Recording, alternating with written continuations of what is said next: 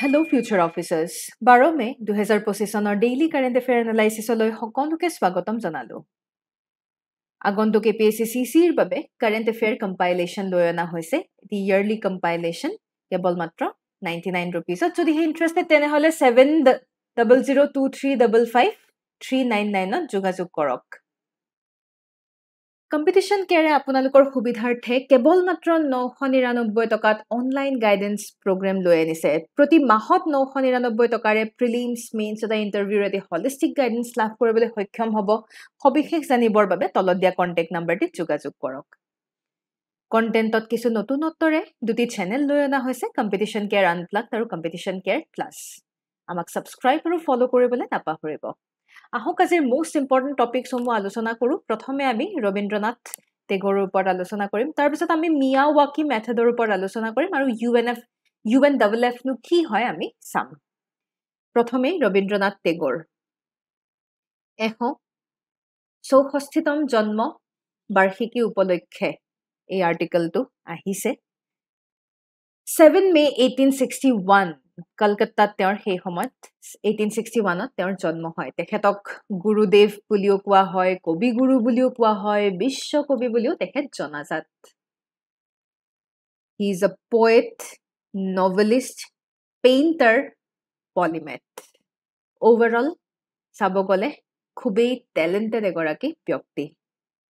Outstanding creative artist, modern ইণ্ডিয়াৰ outstanding creative artist বুলি কোৱা হয়। তেওঁ আমাৰ ভাৰতৰ যি সংস্কৃতি সেয়া ৱেষ্টত তেওঁ ইন্ট্ৰডিউচ কৰিছিলে আৰু সেয়েহে WB ইয়েটছে তেখেতক খুব এডমায়াৰো কৰিছিলে।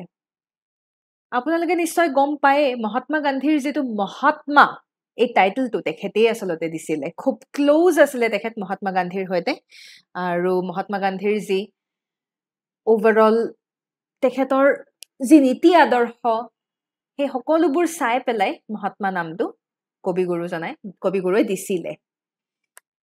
ইউনিটি ইন ডাইভাৰ্চিটিৰ কথা সকলোৱে গম পায়। তেওঁ হিউমেনিটিৰ কথা কৈছিলে, সকলোৰে ইউনিটিৰ কথা কৈছিলে। 1929 আৰু 1937 দুবাৰ তেওঁ ৱৰ্ল্ড পাৰ্লিয়ামেণ্ট ফৰ ৰিলিজনত তেওঁ বক্তব্য প্ৰদান কৰিছিলে। কণ্ট্ৰিবিউশ্যন চাব গ'লে প্ৰায় 2000 গীত তেওঁ ৰচনা কৰে আৰু তাকে আমি ৰবীন্দ্ৰ সংগীত বুলি কওঁ। বেংগলী প্ৰ'জ পয়েট্ৰিৰ ক্ষেত্ৰত এটা মডাৰ্ণ এটা পাৰ্ট আমি দেখা পাইছোঁ। আটাইতকৈ ফেমাছ একলা চলৰে, যদি তোৰ দাক্ষণে কিয় না, একলা চলৰে সকলোৱে শুনিছে। তেওঁৰ প্ৰথম কবিতা, তেওঁ 16 বছৰ বয়সতে প্ৰথম কবিতা পাব্লিছ কৰিছিলে। পেন নেম কি? ভানুসিংহ নামেৰে তেওঁ প্ৰথমটো কবিতা 16 বছৰ বয়সতে পাব্লিছ কৰা দেখা পোৱা গৈছিলে। আজি আমাৰ জনগণ মন বা বাংলাদেশৰ আমাৰ সোণাৰ বাংলা, এই দুয়োখন দেশৰে নেশ্যনেল এন্থেমৰ ক্ৰেডিট আমি তেওঁকেই দিব লাগিব। শ্ৰীলংকাৰ নেশ্যনেল এন্থেমৰ ইনস্পিৰেশ্যন পৰ্যন্ত তেওঁৰ ৰচনাৰ পৰাই শ্ৰীলংকাৰ নেশ্যনেল এন্থেমৰ ইনস্পিৰেশ্যন আমি দেখা পাইছোঁ। 1921ত বিশ্বভাৰতী বিশ্ববিদ্যালয়ৰ প্ৰতিষ্ঠা তেওঁ কৰিছিলে। It's a holistic education for philosophy আমি দেখা পাওঁ। লিটাৰেৰী কণ্ট্ৰিবিউশ্যনৰ কথা ক'ব গ'লে আমি সকলোৱে জানো তেখেত এগৰাকী কবি। বিভিন্ন ধৰণৰ কবিতা, আজি গীতাঞ্জলিৰ বাবেই তেখেতে 1913ত নোবেল বঁটাও পাবলৈ সক্ষম হৈছিলে। মানসী, সোণাৰ তাৰি, গীতিমাল্য, বালকা এনেধৰণৰ কবিতা তেওঁ ৰচনা কৰে। উপন্যাসৰ কথা ক'ব গ'লে গোৰা, ঘৰে বাহিৰে, চোখেৰ বালি, এই বিভিন্ন ধৰণৰ উপন্যাস তেওঁ ৰচনা কৰিছিলে আৰু বিশেষকৈ উপন্যাসসমূহত সেই সময়ৰ যি ছ'চাইটি, আমাৰ সমাজখন কেনেকুৱা আছিল সেই সমাজৰ এটি পিকচাৰ তেওঁ সেই সময়ত দাঙি ধৰিছিলে। পাৰ্চনেল ফ্ৰীডমৰ ওপৰত তেওঁ মাত মাতিছিলে, কালচাৰেল ইন্ট্ৰস্পেকশ্যন, সকলোৰে অভাৰঅল চাব গ'লে সেই সময়ৰ সমাজৰ ওপৰত লিখা কিছু এইবোৰ উপন্যাস। বঁটাৰ কথা ক'ব গ'লে নিশ্চয় সকলোৱে গম পাইছে, অলপ আগতেও মই ক'লো গীতাঞ্জলিৰ বাবে তেওঁ নোবেল বঁটা পাবলৈ সক্ষম হৈছিলে সাহিত্যত। আৰু he is the first non European recipient, কিন্তু দেই very important, non European recipient প্ৰথমগৰাকী। 1915 নাইটহুডো পাইছিলে, যিটো জালিয়ানৱালা বাগ ইনসিডেন্টৰ কাৰণে তেওঁ সেই নাইটহুড ৰিনাউন্স কৰে নহলে হয়তো আমি তেখেতক স্যাৰ ৰবীন্দ্ৰনাথ টেগোৰ বুলি ক'লোহেঁতেন কিন্তু তেওঁ সেই নাইটহুড স্যাৰ এই নাইটহুড তেওঁ ৰিনাউন্স কৰা দেখা পোৱা যায় Prelims practice prashno apnalokor babe with reference to Rabindranath Tagore consider the following statements. He gave the title of Mahatma to Mohandas Karamchand Gandhi.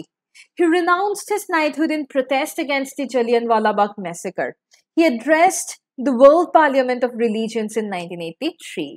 শুদ্ধ উত্তৰ আমাক কমেন্ট সেকশনত জনাবলে নাপাহৰিব এখানে জনাই থওঁ যে যদিহে আপোনালোকে সি সেটৰ ফুল কোৰ্সৰ বাবে ইন্টাৰেস্টেড তেনেহলে কেৱল মাত্ৰ 999 টকাত overall full course লগতে extra bonus হিচাপে test series of free তে আপোনালোকৰ বাবে ৰখা হৈছে সবিশেষ জানিবৰ বাবে ইয়াত দিয়া কন্টাক্ট নাম্বাৰটি যোগাযোগ কৰিব পাৰে তাৰোপৰি কম্পিটিশন কেয়াৰে অফলাইন ক্লাছৰুম গাইডেন্স প্ৰগ্ৰাম লৈ আনিছে হিলপুখুৰী চেণ্টাৰত যদিহে আগ্ৰহী তেনেহলে প্ৰিলিমছ মেইনছ তথা ইন্টাৰভিউৰ বাবে ইয়াত দিয়া কন্টাক্ট নাম্বাৰটি যোগাযোগ কৰিব পাৰে আমি আগবাঢ়িছো দ্বিতীয়টো নিউজলে মিয়াৱাকি মেথড নিউজত কেলে আহিছে মেঘালয় মিয়াৱাকি মেথড তেওঁলোকে ইমপ্লিমেন্ট কৰিছে তা মিয়াৱাকি মানে কি মিয়াৱাকি মানে হৈছে আৰবান এফৰেষ্টেশন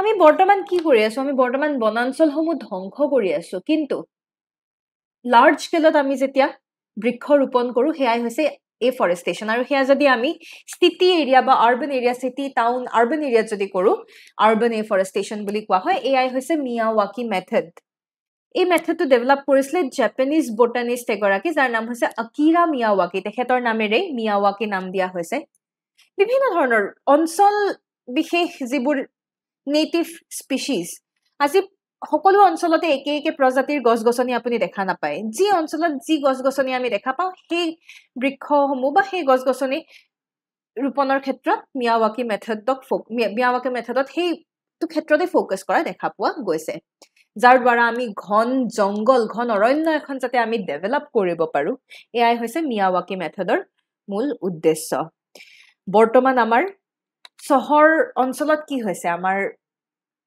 বিভিন্ন কাৰণতে ইন্ডাষ্ট্ৰিয়েলাইজেশনৰ কাৰণে হওক বা ডেভেলপমেন্টৰ নামতে আমি বনাঞ্চলসমূহ ধ্বংস কৰি আছো হেয়া যাতে আমি আকৌ ঘূৰাই ল'ব পাৰো তাৰ বাবে মিয়াৱাকি মেথড খুবেই গুৰুত্বপূৰ্ণ মিয়াৱাকি প্ৰথমতে 3 বছৰ আগতে গাৰো হিলছত প্ৰথম ইমপ্লিমেন্ট কৰা দেখা পোৱা গৈছিলে বৰ্তমান মিয়াৱাকি মেথড প্ৰায় 25000 হেক্টৰ পৰ্যন্ত এক্সপান্ড কৰা দেখা পোৱা গৈছে যত লোকেল কমিউনিটি ইয়াত এক্টিভলি ইনভলভ হৈছে It's a part of Meghalaya's Green Meghalaya Mission and Payment for Ecosystem Service Scheme.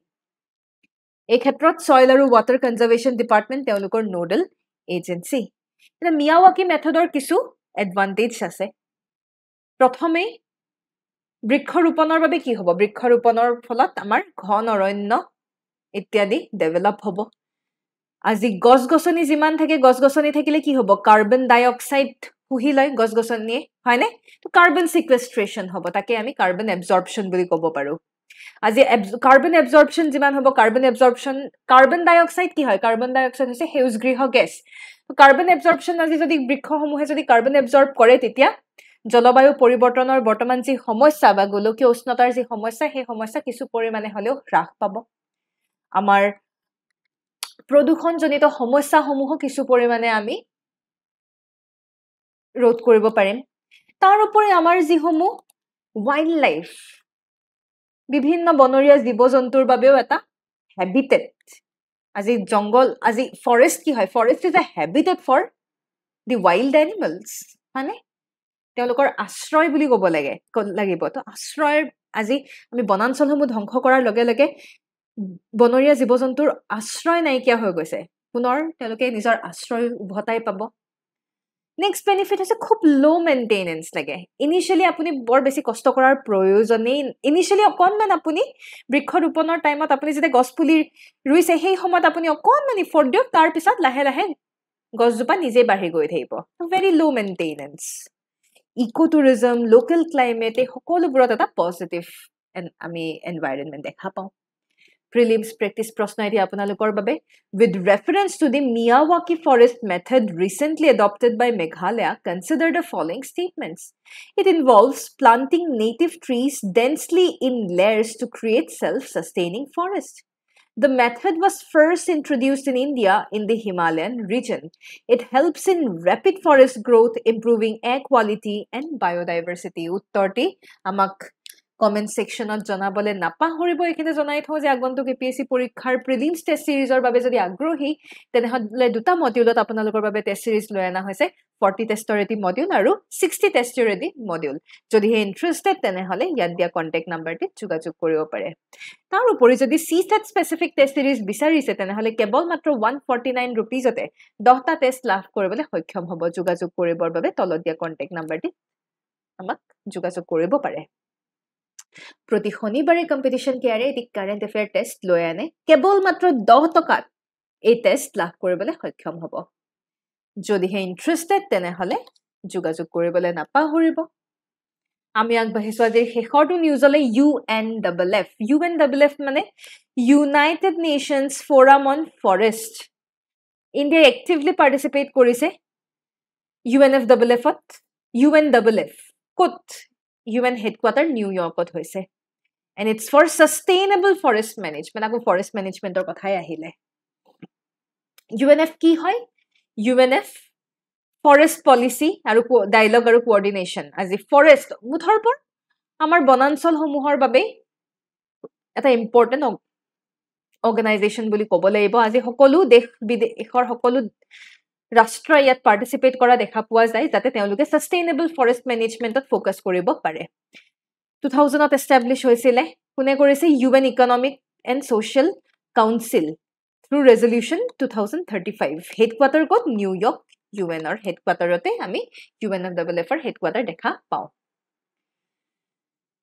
যোৱা খণ্ডৰ প্ৰিলিমছ প্ৰেক্টিছ প্ৰশ্নৰ উত্তৰসমূহ চাওঁ আহক with reference to the Nipah virus consider the following statements it's a double stranded DNA virus নহয় RNA virus Nipah তো ভুল এক ভুল হয়ে গল আমি উত্তৰ আসলতে পায়ে গলো it can be transmitted from animals to humans zoonotic বুলি ইতিমধ্যে আমি আলোচনা কৰিছিলো as well as human to human currently there is no vaccine available for Nipah virus হয়নে statement 2 আৰু 3 শুদ্ধ ইয়াৰ পিছৰ প্ৰশ্নটো আছিল IMF ক লৈ পেলাই IMF was established to maintain global monetary cooperation and stability শুদ্ধ IMF loans are primarily granted to developing countries to support economic reforms তেনেকুৱা কথা নহয় IMF ৰ লোন আপোনাৰ যিকোনো মেম্বাৰ দেশকে দিয়া হয় মেম্বাৰ কান্ট্ৰিজকে দিয়া হয় যদিহে তেওঁলোকৰ প্ৰয়োজন হয় this statement is wrong IMF's primary objective is to provide financial assistance to countries facing balance of payment difficulty Shuddha. India has a significant voting share in IMF 2.something% ami dekha paisu bharator voting share ase which is very less compared to US ei karone recently ami dekha paisu Pakistanok IMF e huge amount of fund sanction korise jod bharator hatot option beleg nasile either you can vote or you can abstain yourself from voting to bharote abstain kora sotteo aram se easily khub সহজে USA পাকিস্তানৰ বাবে fund sanction কৰিবলৈ সক্ষম হয় তো ইয়াত ভাৰতৰ ভোটিংৰ share থকা সত্ত্বেও its credit is very less SDR বুলি কয় হে SDR আমাৰ কম হে হে IMF ত আমাৰ ডিসিশনৰ ক্ষেত্ৰত ডিসিশন মেকিংৰ ক্ষেত্ৰত আমাৰ contribution কম বুলি ক'ব লাগিব so the statement is also correct আমাৰ voting share আছে তো IMF ৰ voting share যেহেতু আছে এটা কথা হয়তো যে আমি মেজৰ গ্লোবাল ইকনমিৰ ভিতৰত এখন ৰাষ্ট্ৰ হিচাপে আমি বৰ্তমান শোকেস কৰিব পাৰিছো নিজকে তাৰ মানে ইয়াতে প্ৰশ্নটি কি আছিল ইয়াত ইনকাৰেক্ট কোনটা ভুল সুধিছে তো আমাৰ চাৰিটা স্টেটমেন্টৰ ভিতৰত তিনিটা শুদ্ধ এটাই তো ভুল আছিল স্টেটমেন্ট নম্বৰ 2 হয়নে তো আমি শুদ্ধ উত্তৰ পাই গলো 2 only is incorrect ইয়াৰ পিছৰ প্ৰশ্নটো আছিল Biju Patnaik was a renowned freedom fighter aviator politician আমি পঢ়িছিলো he flew supply missions during the battle of Stalingrad adding the besieged Soviet Red Army দ্বিতীয় বিশ্বযুদ্ধৰ সময়ত বিজু পাটনায়কৰ অৰিহণা ৰাছিয়াই বৰ্তমান মনত ৰাখিছে সেই কাৰণে নিউজত আছিল He supported the Quit India movement by flying secret missions for nationalist leaders. তিনিওটা statement শুদ্ধ, 1, 2 and 3 are correct answers. এয়াই আছিল আজিৰ সবিশেষ কিবা ইনকুৱাৰী থাকিলে আমাক যোগাযোগ কৰিবলৈ নাপাহৰিব। ইয়াকে কৈ ধন্যবাদ। জয় আই অসম।